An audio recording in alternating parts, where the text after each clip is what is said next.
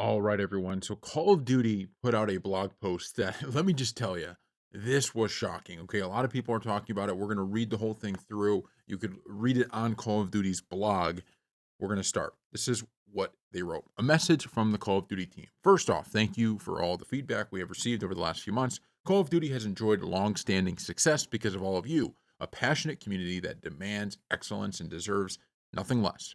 We also know that for some of you, the franchise has not met your expectations fully. To be very clear, we know what you expect, and rest assured, we will deliver and over deliver on those expectations as we move forward. With respect to Black Ops 7, we set our sights to deliver a spiritual successor to Black Ops 2. And the studios have poured their passion into making a great game that all of us are very proud of. But it's one thing for us to say it. More importantly, it's up to you to try and judge for yourselves. So, as it relates to Black Ops 7 in the future of Call of Duty, here are a few important notes. Number one, you'll have the opportunity to play Black Ops 7 for free. Next week, we are opening the doors for everyone to jump in and play Black Ops 7 multiplayer and zombies for a free trial along with double XP weekend. We would like you to experience the game firsthand and decide for yourself. So we're going to stop there for 1 second.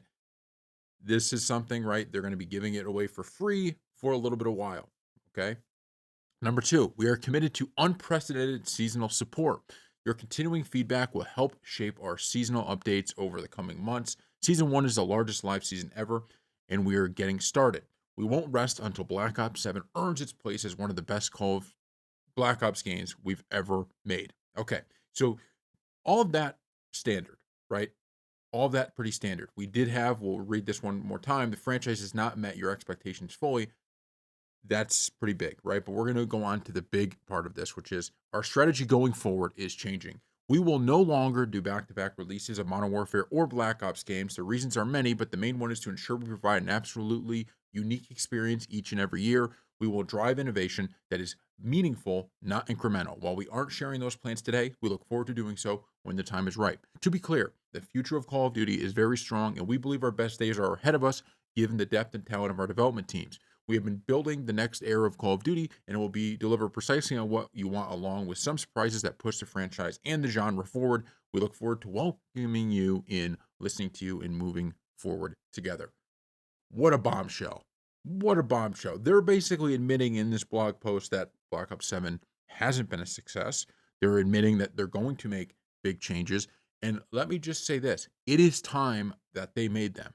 You know, if you go back to our coverage during the beta, one of the things we continually talked about, one of the things that I was hammering home is that you found a way, right, with the Black Ops 7 beta going into it because of Battlefield 6 and everything like that. The kind of excitement for that beta was nowhere to be found, right? There was zero excitement for the Black Ops 7 beta until they made matchmaking changes. As soon as they did that, you started to see, huh, okay, people are starting to get excited. People started playing the game that have been really down on the Call of Duty series. And people thought, you know what? This is pretty good, actually. It's pretty fun.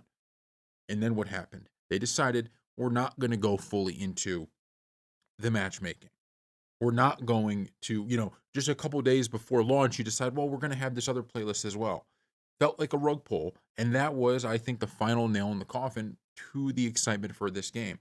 I've said time and time again, I think this multiplayer is fun. Okay. I think there's no question that I could hop on this game and have just about as much fun as I've had with a lot of Call of Duties. But that is that's a key part, obviously having fun, but the whole package has to be better.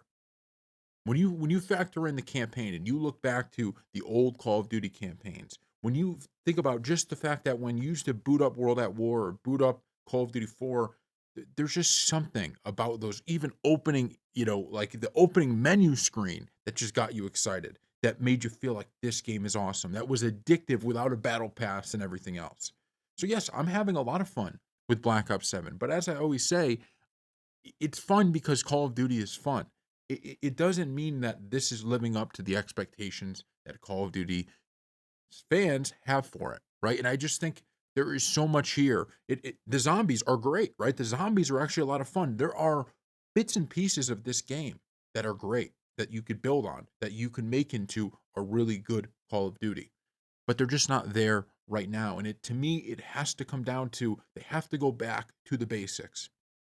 And the basics are making it feel like a Call of Duty game, right? I always talk about this, and I'm going to talk about it again. I've watched retrospectives on World at War, Modern Warfare 2, Call of Duty 4, and there's just something about the theme of the game, right? There's something about the what the game is. There's something about the setting. There's something about just everything about it felt like Call of Duty.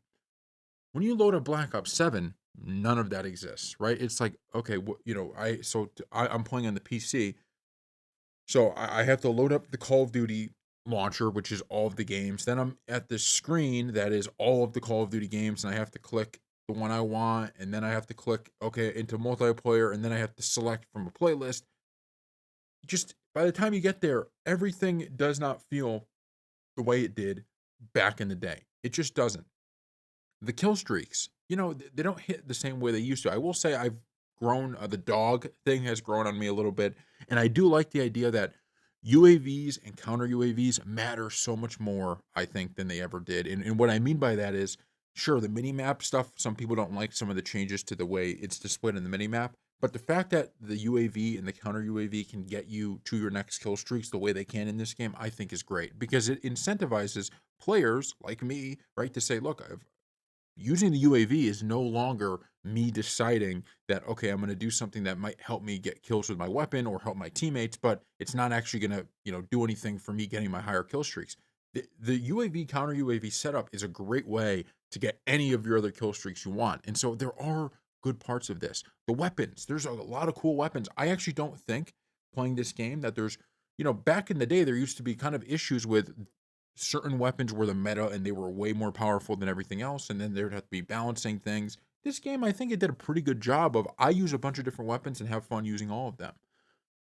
There are good parts to this. There's a foundation of what they could build on, but it's all about the theme of the game, right? It's all about what does this game make you feel. And if you took, Call of Duty off the title and you just launched up the Call of Duty game, it may take you a little while to say, maybe it's only score streaks, right? That would tell you that, oh yeah, this is a Call of Duty game. You just don't. It just doesn't have that same feel. There was something more realistic, something less.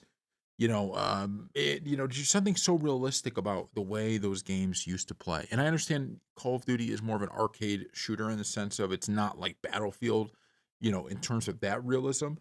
But you play through that World at War campaign, and it's amazing how okay you're learning about World War II. You're just there's so many moments that have you on the edge of your seat and have you, oh my god, right? The opening scene from World at War is just it's one of the most iconic scenes from any Call of Duty game. And a lot I can remember back to my childhood that opening scene more than a lot of other games, right? Even multiplayer game or single player based games, that was such an iconic opening scene. And there's just nothing about it here in this game that you feel the same way about, right? This is a fun game, but it's probably going to be forgettable. And by the way, World at War and Call of Duty 4 and Modern Warfare 2, I played mostly the online portion of those. So I'm not saying that the reason this game isn't good is because every Call of Duty game needs an A plus campaign. It doesn't need an A plus campaign, but it does need to feel like a Call of Duty game. And I think we're getting so far and far and far and far away from where it started, right? And maybe this is the wake up call, but you have to understand that this blog post, which I think everything they say here is 100% true in terms of, you know, this game is just not living up to the expectations of the Call of Duty series. But we need to see actual action now. They say we're going to tell you what our plan is in the future. Cool, right? But we need to see it. I'm getting a little tired of we just had the beta, was there was so much excitement surrounding their matchmaking changes only to get a rug pull. So they told us they understood and then they decided they're going to go back in their own way. It's very simple, right?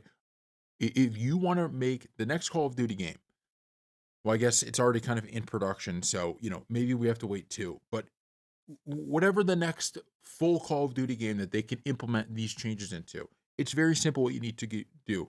Get everybody that's working on the development team to go play Call of Duty 4, go play World at War online, go play Modern Warfare 2 online against each other or in a lobby or whatever, and take little bits and pieces from those and turn it into a Well, I guess that would be like what, 2026, 2027 product.